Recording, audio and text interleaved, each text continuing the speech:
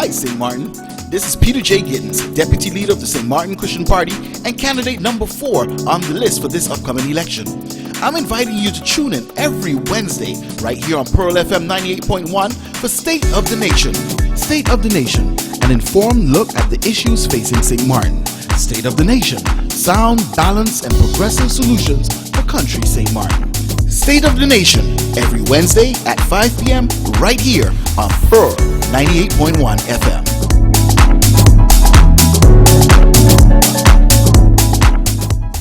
Good afternoon, St. Martin, and welcome to another State of the Nation program right here on Pearl FM 98.1. Thank you for tuning in. My name is Lisa Renee Wilson, and I'll be your host with the Smcp candidates for today. Welcome, gentlemen. How are you doing? Well, thank you very much. I'm doing fine. Of course you're doing fine, MP. Happy birthday. Okay. Well, look, I get to spend my birthday with the people of St. Martin. That's right. Yes. And that is, we know that's your heart's joy. Yes. It's always good. I don't necessarily celebrate my birthday as such, but when it comes, I was telling my grandson, he was wondering why I wasn't, very enthusiastic about my birthday. And I said, well, I've celebrated so many birthdays, I've lost count. So checking. Well, MP Smith, we wish you all the best and many, many more blessings. And Thank you very much. And I believe that St. Martin will bless you even more so for the new year. Well, I hope St. Martin will give me a good birthday present as belated during the election, and they will grace the St. Martin Christian Party with at least 3 to 4 seats, if not more. Very good. And that would be an excellent birthday. That would be great. And with him, we have Mr. Benjamin Bell himself. Candidate number 6. Good afternoon, everybody. It's good to be back on the show. It's good to see you guys. And of course, a very special birthday to our leader, the esteemed MP, Cliff Smith. It's always an honor to work along with Mr. Smith, and it's been one of the best parts of my journey so far in politics is to being under his leadership. That's true. Thank you. That's true. He is truly one of the best persons to work with, to work for, to work beside. But I think it's mutual and it's reciprocal, because one can be very good, but if you have people that you're working with who are not so good, then it's hard both ways. So I must say that it's also excellent to be able to work with people like candidate number 6, Benjamin Bell, and all the rest of the candidates, and also with you. We worked pretty closely in the cabinet when I was Minister of Education, Culture, Youth and Sport, and that was also a blessing. And a pleasure. To work with you, and a pleasure. Yes. So this is week number 4 of State of the Nation on Pearl FM. And radio listeners, I'm sure you've been tuning in faithfully each week. We have new candidates being introduced, and so now you've heard from several on the list. We have a list of 13.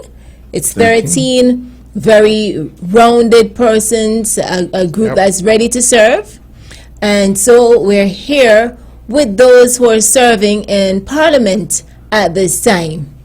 You mentioned 13, and I was reminded of a newspaper that came out on Monday, the St. Martin News, and it has a lot of information about the St. Martin Christian Party.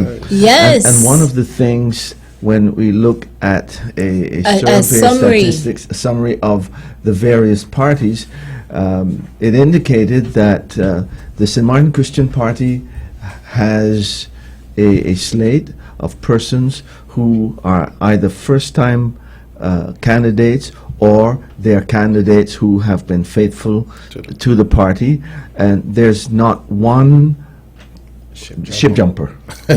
No ship jump there. When you look at the other parties, you can see in color various ship jumpers on the other parties. But on the brown, it's a solid brown. Yes, yes. Okay.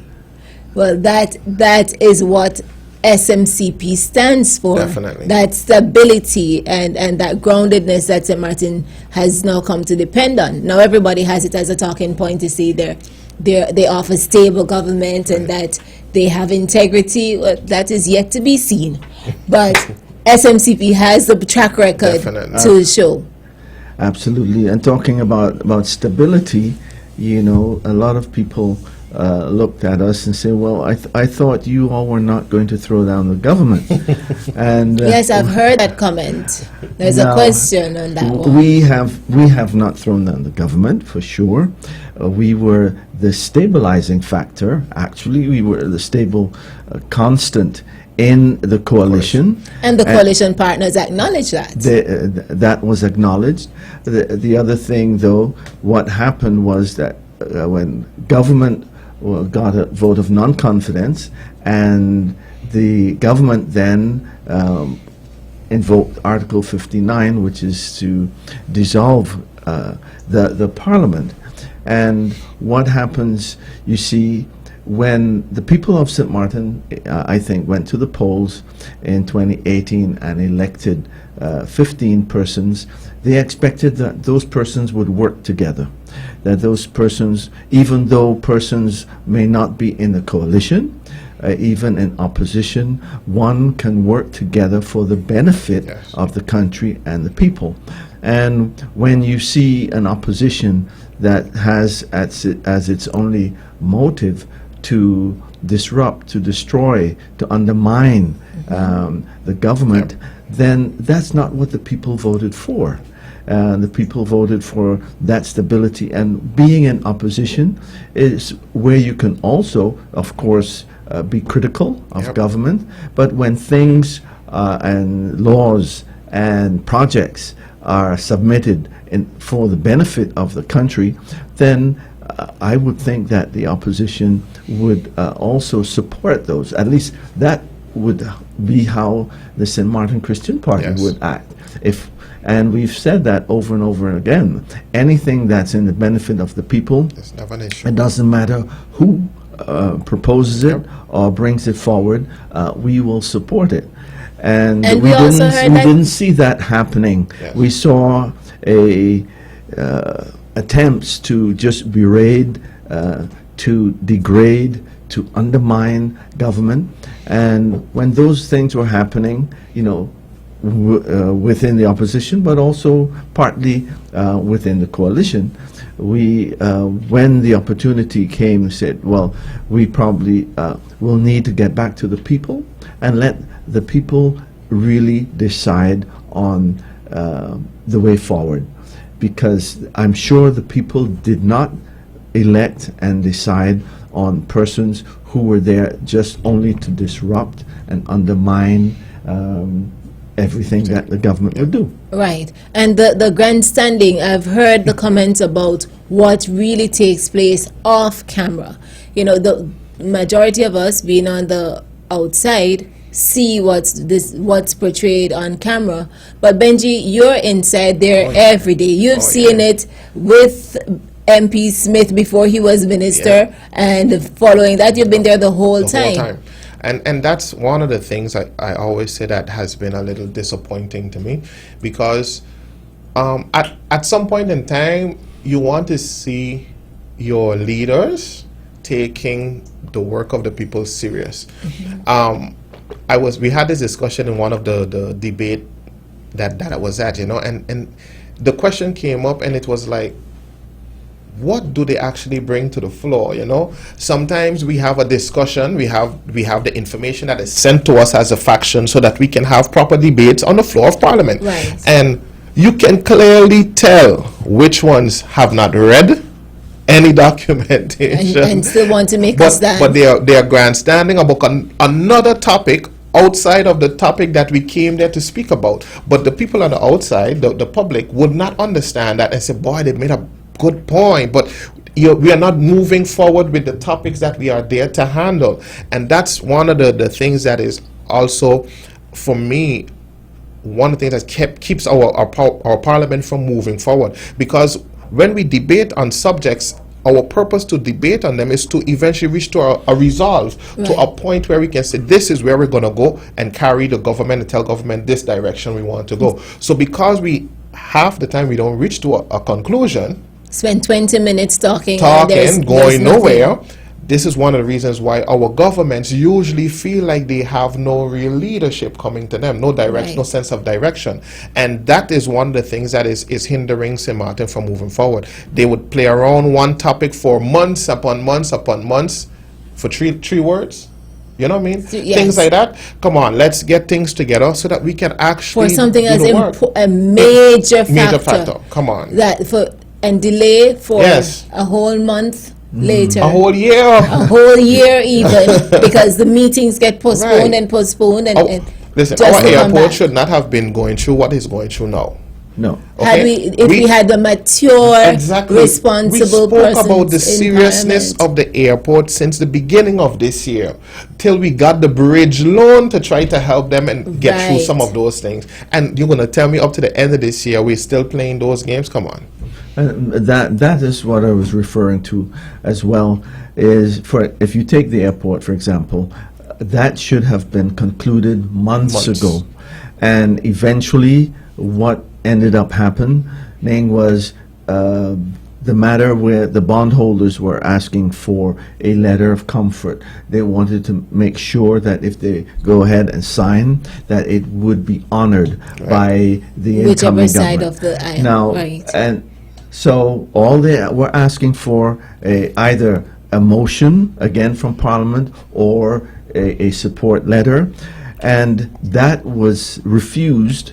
And immediately after the new government came in, the interim government came in, they did the same thing. The motion that MP Claude Peterson presented, which was going to give the bondholders that sense of confidence and security, that meeting in which the motion was going to be debated and discussed was cancelled. A new meeting was called, and a new motion was presented, with minimal difference, similar to the one that MP Claude Peterson submitted, but that was passed. And it is really evidence that whatever the government was doing, the opposition would not approve it. Just because they wanted to be the ones to sign off on it, because that's a perception that the intelligent public gets. And so, Martin, I know you have seen through the smoke screen that they're trying to throw up. And that is sad. And I don't think St. Martin elected and voted for those types of politicians. I really, in my first address in Parliament when I came back, was to make reference to politicians and statesmen. And that what we need in Parliament is statesmen who are going to put the politics aside and who will focus on what is good for the country and for the people. And it doesn't matter who presents it, who supports it, but if it's good for the people and the country will be able to move forward with that, we will support it. This is SMCP stands. I would go even a little further, because when they brought theirs, we voted along with them. Because we know that it's what is best for the airport. But I could go even further, because you see, one of the things that I've been trying to get the population to understand is that we do have to be careful with how people are swinging and twisting the story, because what they are coming out now with and saying is, oh, but we asked for a letter of comfort since after the hurricane, for government to give the bondholders them a letter of comfort. But that's two different things. Government couldn't issue no letter of comfort at that point in time. The funds yet. They couldn't. So the difference is the bondholders were looking for a letter of comfort now, not from government, from the parliament, so that there's no obstruction when they start to get into the agreement. That's two different things. So when you see, the population has to understand that these guys know what they're doing when they spin stories. Right. And if the population doesn't understand what they are spinning, it really sounds like they're telling the truth. And I call those things, and I'm going to say it very clear, I call it false prophets. We have some very much strong false prophets on this island, and we have to be very careful with that, because the facts are right there written for us to be able to all to go through it. And that's one of the good things about Parliament. We get to go through the documentation. If you do not agree with something, then let us see what is your issues with it. We have the reports. We get all these different documentation. And still we have people coming into the floor of Parliament talking totally contrary to information that is right in front of them. And the irony of the matter is, most of these documents are public documents. Right. So the public has access. Yep. And so we can see and know what it is that they should have knowledge of. Now, if the general public is informed, why are our parliamentarians not? Well, just to come back to another point that Benjamin raised, was the grand, and you raised it also, the grandstanding, the fluff. Right. But As the big meat- as their posters.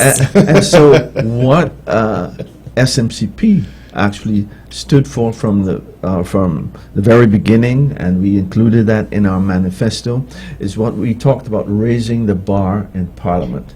And that is something that we still need to do. And when SMCP gets in Parliament, we will continue to raise the bar. Yeah.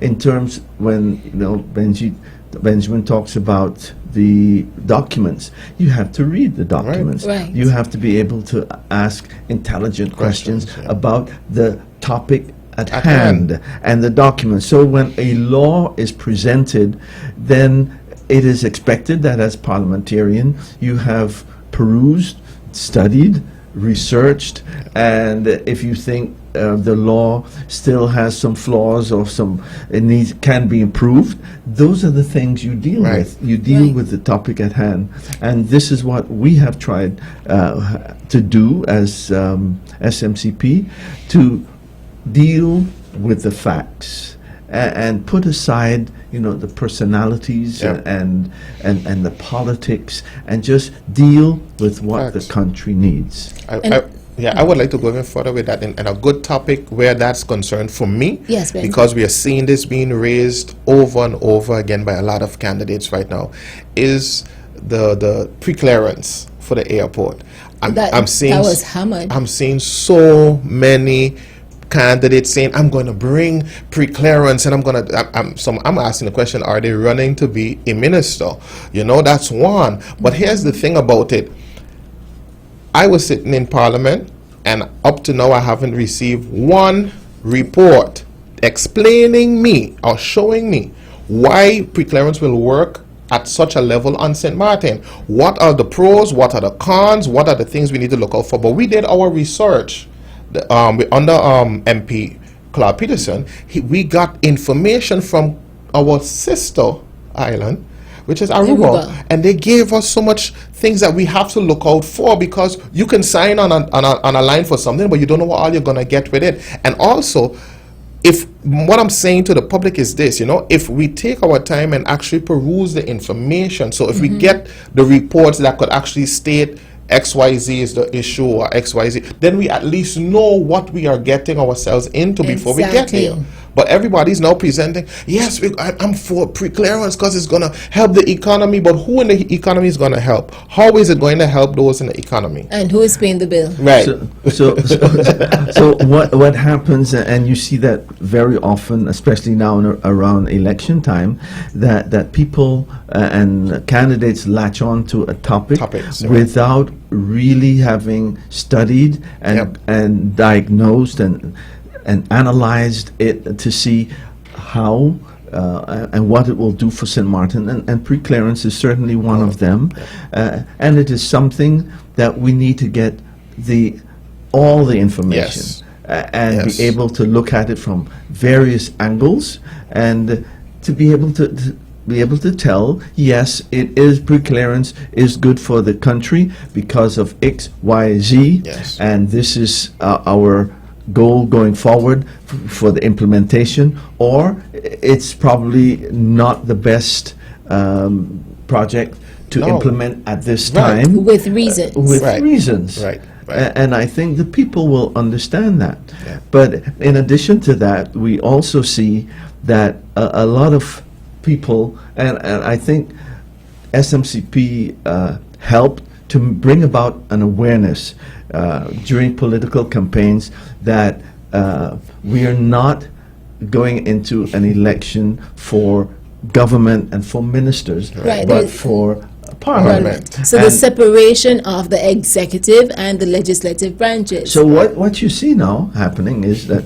every every candidate, potential MP, is saying, well, I have a law. I'm coming with a law. Now, if we understand how laws work, initiating laws and amending laws and getting them passed through Parliament, it's quite a long and an arduous process. Exactly. And, just waving a paper and saying, well, I have a law, it doesn't go like that. And I think that now we need to be weary about all the candidates who are coming and saying, well, I have a law, and I'm going to present this because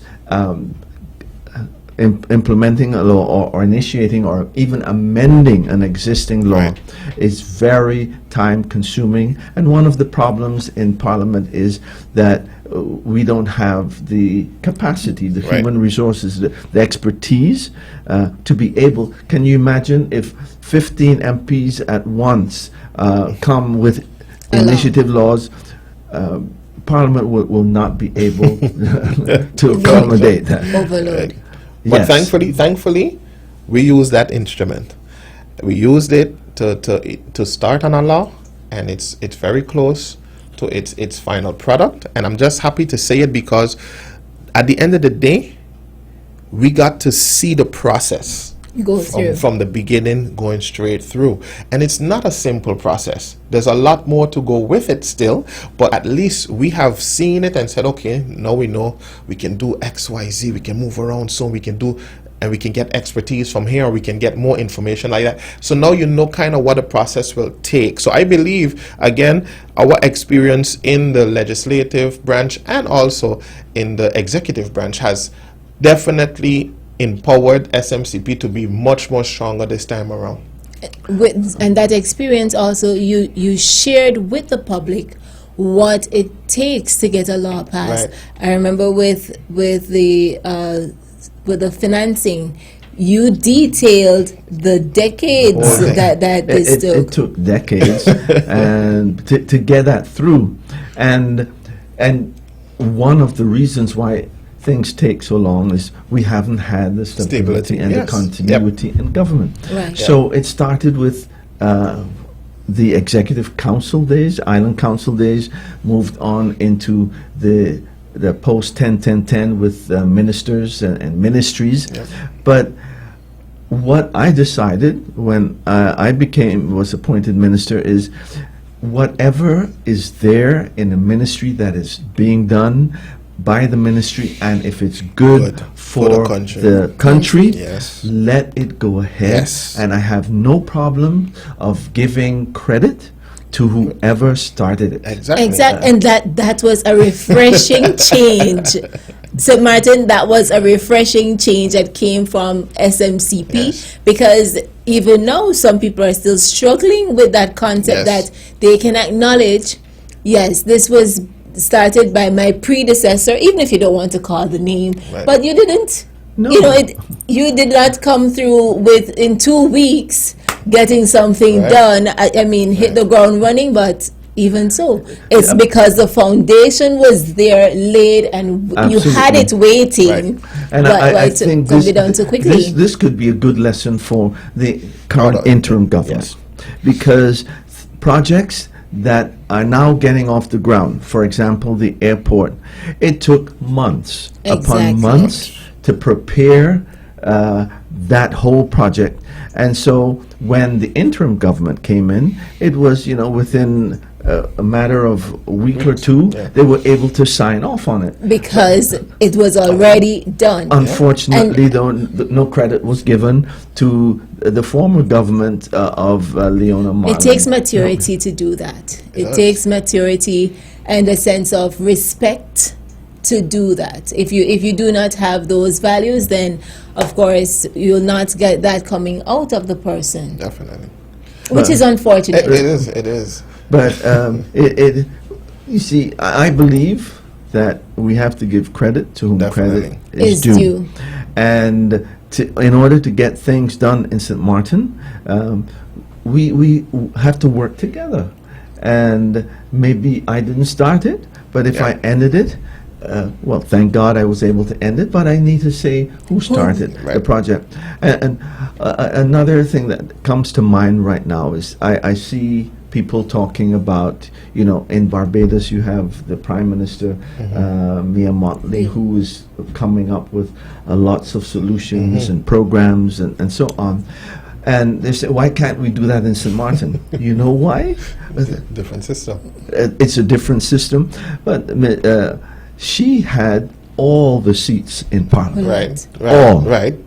And so even though you could have an opposition, but if the opposition needs to understand its role, it's not there to disrupt, but it's there to be critical of what's going on, and absolutely need to call out government and supervise government also.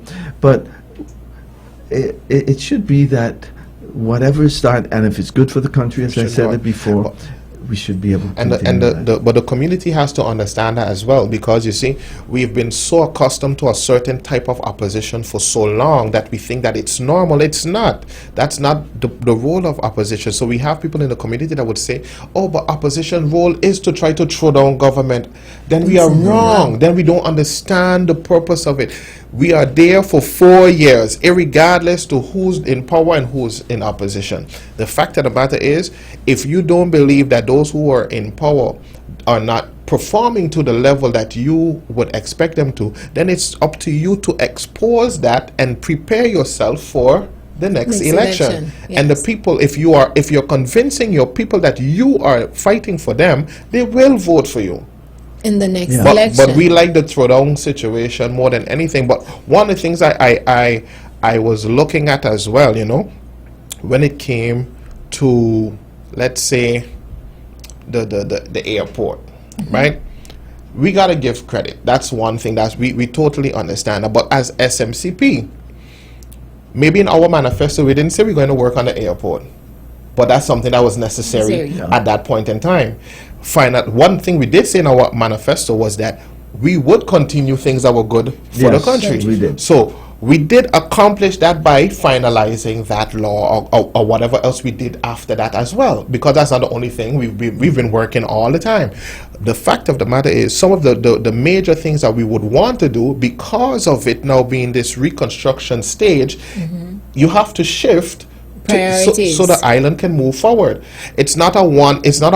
You can't do as much with the one. I guess that's the thing that Minister MP is trying to say as well. Because when in Barbados you have all 15, you can do whatever your heart desire. Full mandate. And that's one of the reasons why the 3 or more is what we are leaning on, because at least with the 3, we know we can call any meeting and actually set out our path, how we are willing to do it. And that is something we want the public to definitely understand, because we are willing to fight for you, but we have a plan to do it, and the only way we can do it is we get the mandate to be able to do that. We're grateful. We're grateful for the one seat that we acquired, and we want to thank the people for that. But if you really want SMCP to have a strong voice, we need to have at least 3 seats, so that we can at least call a meeting on our own. Right. Just to come back to what Benjamin was saying about the continuity and giving credit, we have in our manifesto under a point called legislation, in which some of the laws that we would like to amend or even initiate. But the first point under that heading of legislation, and I want to read it so that people will know.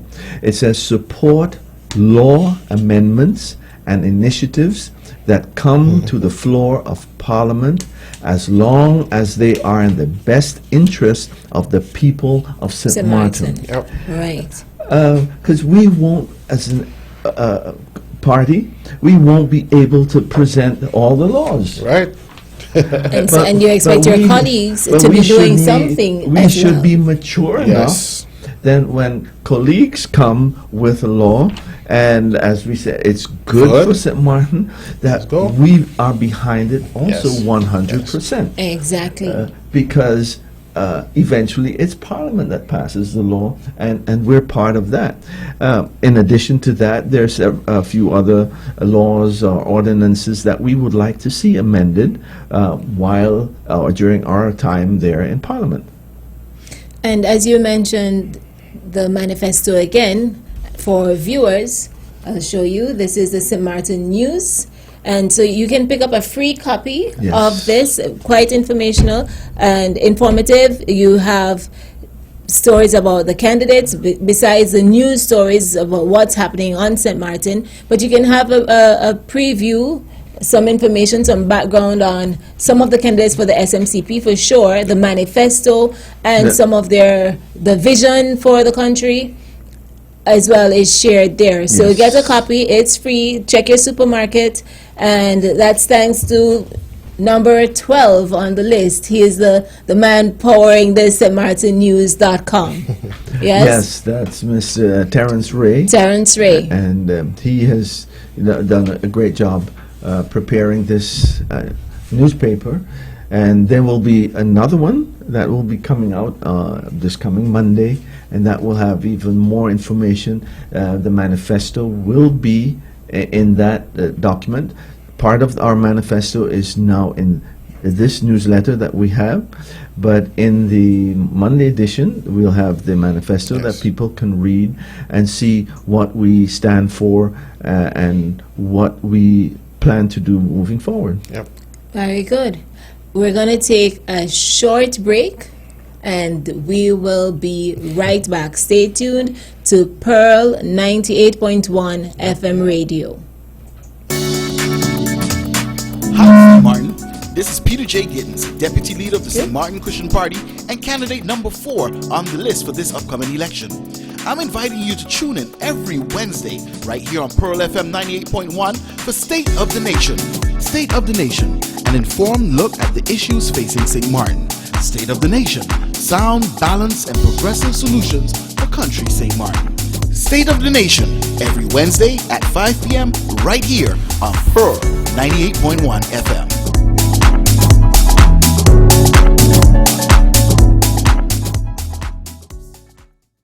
And we're back. You're live with State of the Nation on Pearl 98.1 FM. This is your host, Lisa Renee Wilson, and in studio with me are MP Wycliffe Smith, the birthday guy, and his assistant in the House of Parliament, Benjamin Bell, candidate number 6.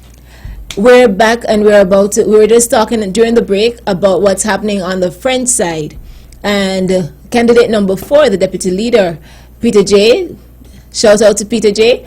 He wrote an article and he went over there and did some live showing us what was really happening up to yesterday when they had that protest. There was a peaceful protest, but there was also the standoffs between the gendarme and those who were defending, making a stand and defending the territory.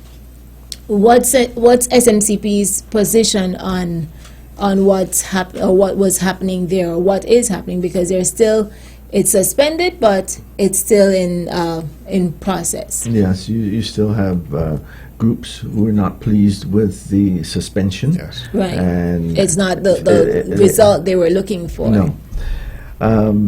As SMCP, and I think as St. Martin is on the whole, of course, we are in solidarity with the people of Friendside. We're brothers, so their pain is our pain as well, and their success is our success as well.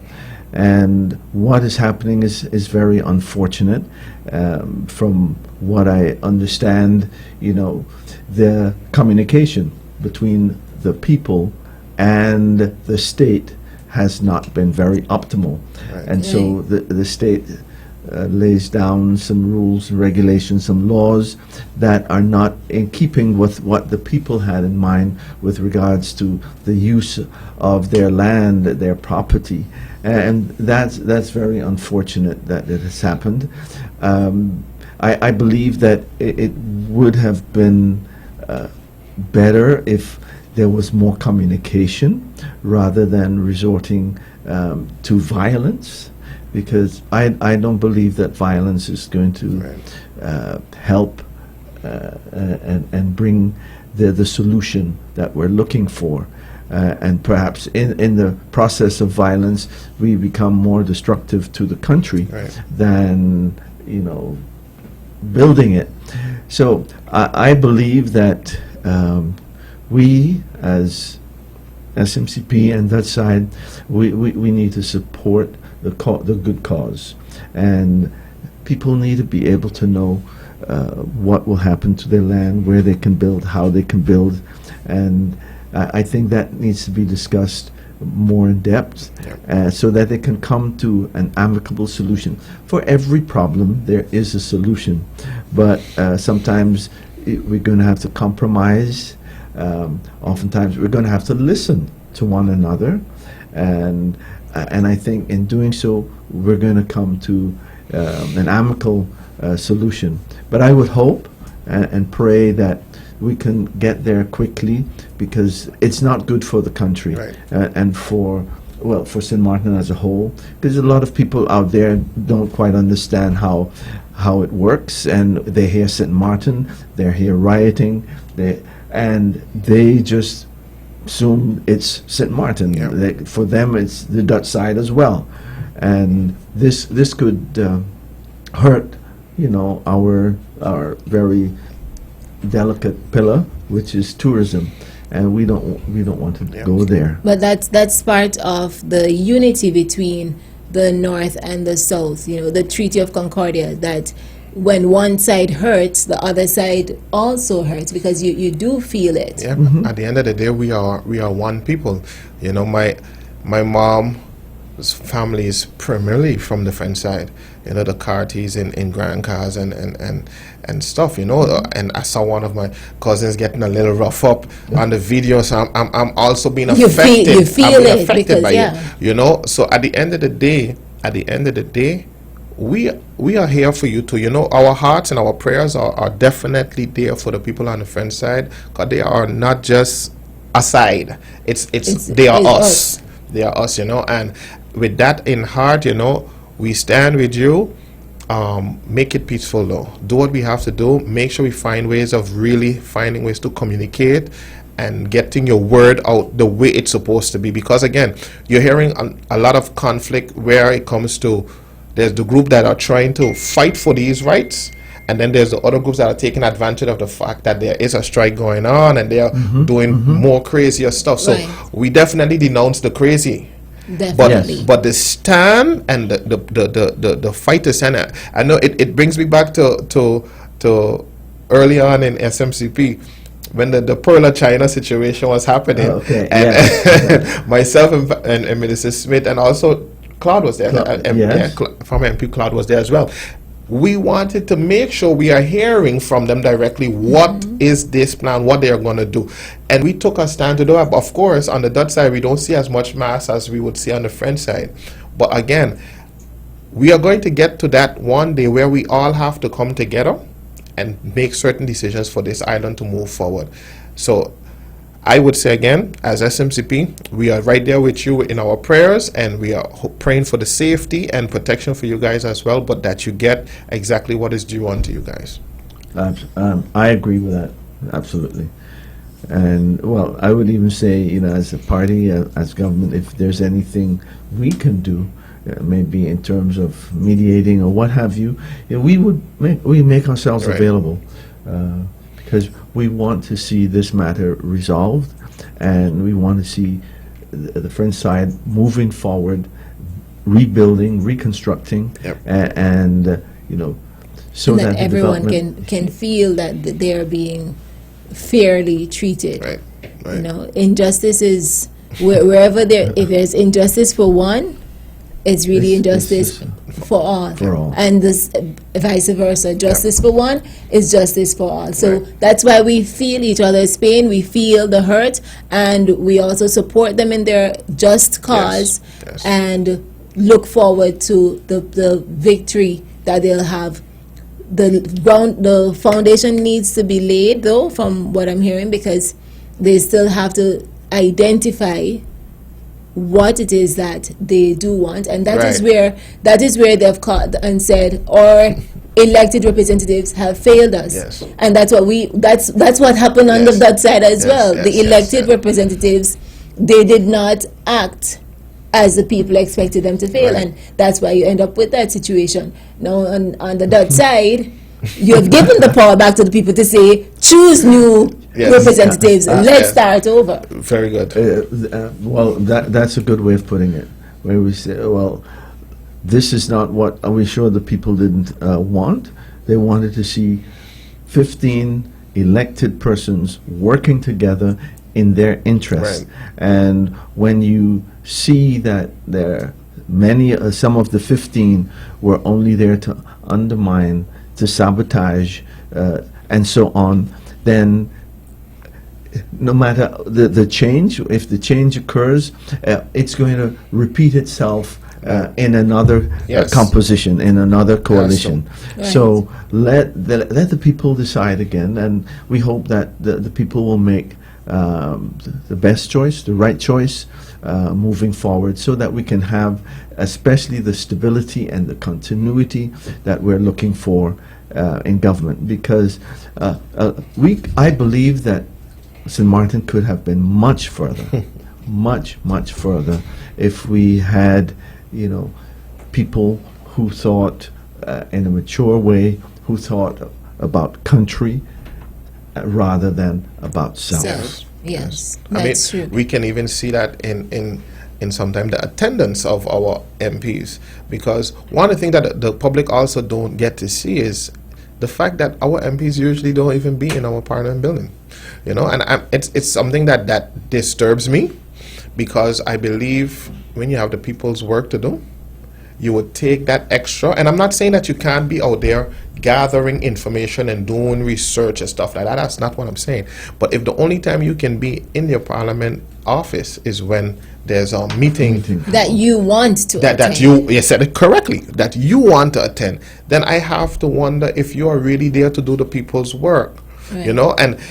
And that's another thing that has to be on the minds of the voters out there, because you have to know who you are voting in. You have to figure out their character, and I've said that in the last table topic that I was speaking at.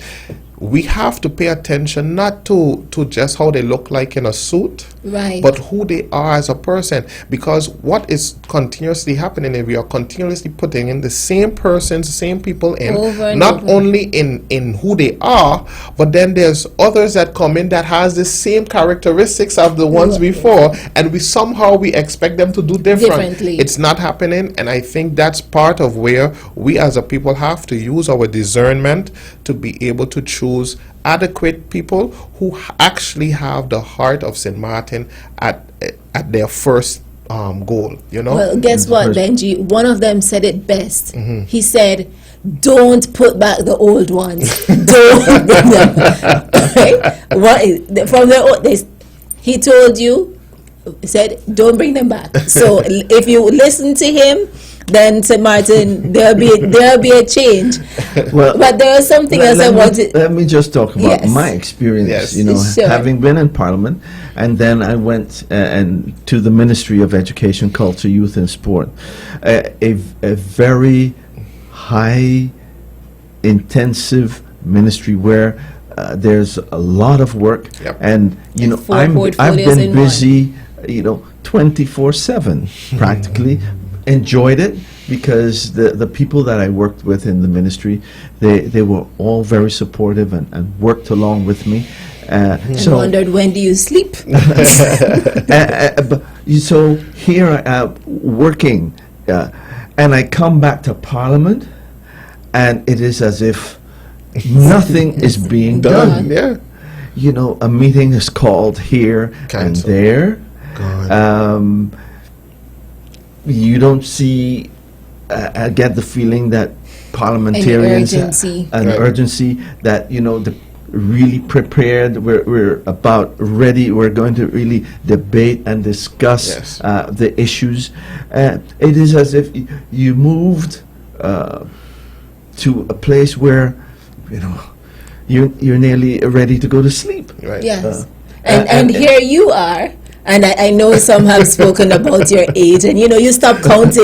Yeah. We don't know how old you are right now. Yeah. Yet you have the energy to keep going. And some of them are like, what, calm, slow down. And you know, this is something that is concerning to me. Because you're there to work for the people. You're there to work for the people. You see the salaries that these members of parliament receive. 4 times. And for the work that is being produced, I must say, no, I don't think that's commensurate. The salary is commensurate with the work. Right. Even the attendance on the job. Even the attendance.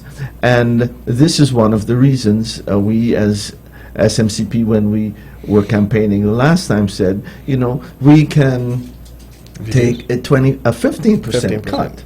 Right. That has changed now because it's 10%, because we brought a motion for 15%. Yes. But at that time, it was during the budget debate and discussions was being held from the government side. There was a proposal of reducing salaries of ministers and parliamentarians by 10%. Right. So we went along with that.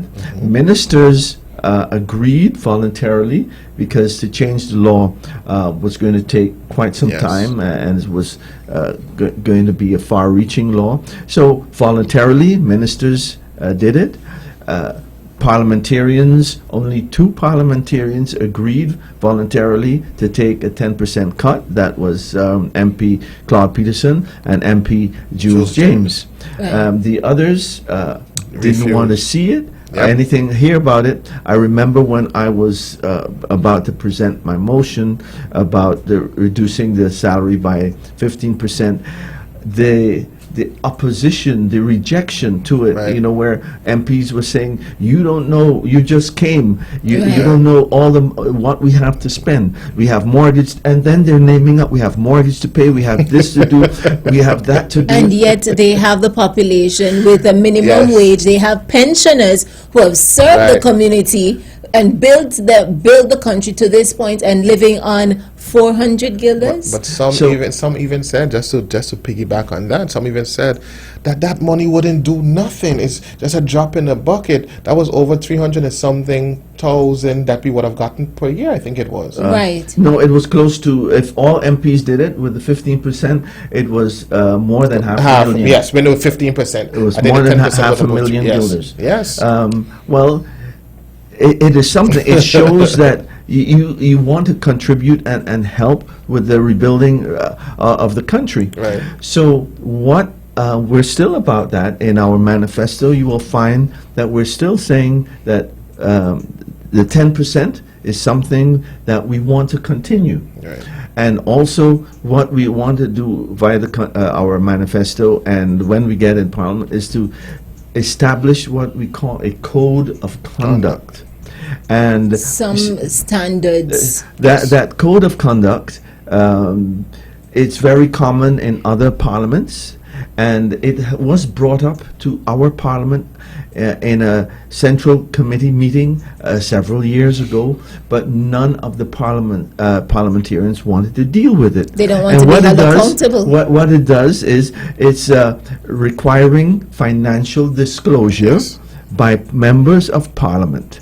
So they need to be able to say, the money that I'm working for, because they're assuming, when the law was made, it was assumed that the salary was for a full-time Full-time. salary. Now, if you're getting a full-time salary, You it should be means doing a you're going full-time to, job. it's going to be a full-time job.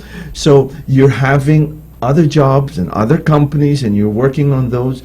There needs to be financial disclosure. Yes. So you're getting your salary. In addition, you're getting a whole lot more.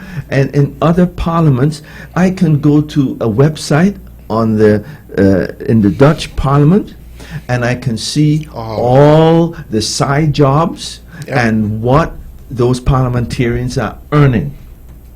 That is something that I would like to see done here, that financial disclosure. Also, the acceptance of gifts or favors, as well as the disclosure of all side jobs and business interests, including being shareholders on companies. Yep. Also, the code of conduct would also stipulate whether the monthly salary of the MPs that they currently enjoy, if that's commensurate with a part-time or full-time position.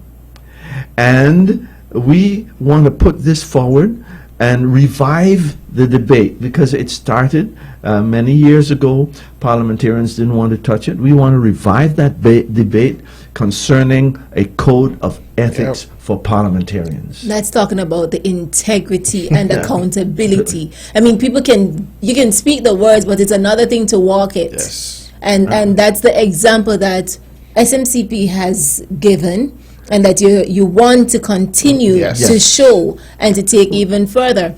I mentioned to someone the other day, I went to the market on Pondville, and someone was saying something about, the politicians these days, they're not doing anything for the country. I said, because you need to elect people like the ones who started this, that you're shopping. Yeah. He is running for office. Yes. You should Yes. elect number 13 on the SMCP slate, because he has a character.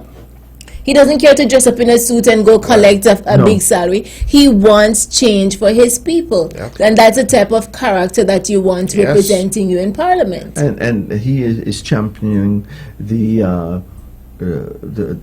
anti-poverty platform, and that is something that we as SMCP support also. And the only party up to now. I mean, people now they want to tag on to some points, but they haven't even taken that step to say sign on with the anti-poverty platform to say we stand with you. Yeah.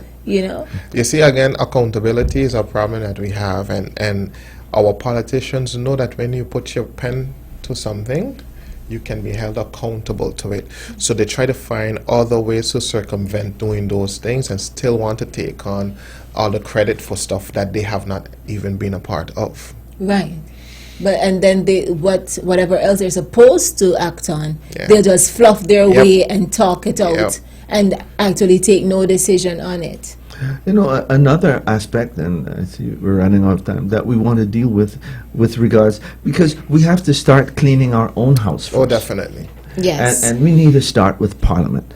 So besides the code of conduct and so on, another thing that SMCP wants really to bring forward is the severance pay, where parliamentarians and also ministers, they enjoy a salary, even though it decreases over several months in percentage, but they enjoy that for a maximum of 2 years. Right.